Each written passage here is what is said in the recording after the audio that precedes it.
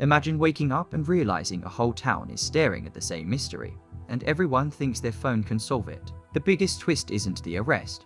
It's what the internet did before the arrest. If you like videos that break down cases without turning people into plot points, hit subscribe. Moscow, Idaho is the kind of college town where nights are louder than mornings.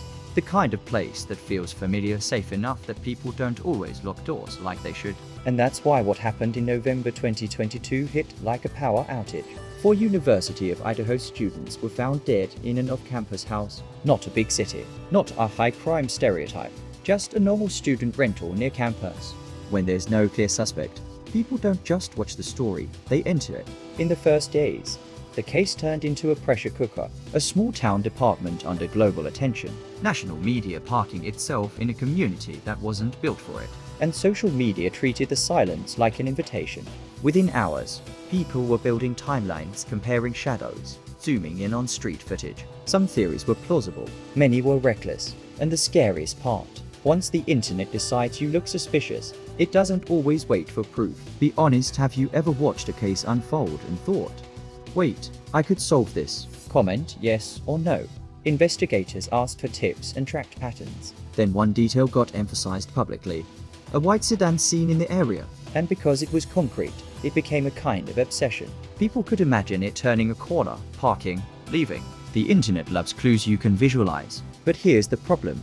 A clue isn't a conclusion. This is where a lot of true crime coverage goes wrong. The moment a detail feels specific, people treat it like the ending. But real investigations don't work like comment sections. In late December 2022, police arrested Brian Koberger, a graduate student in criminology at Washington State University. The shock wasn't just that there was an arrest, it was who. And overnight, the public question changed from who did it to what's the proof, based on widely reported court filings and law enforcement statements. The case has been described as involving a combination of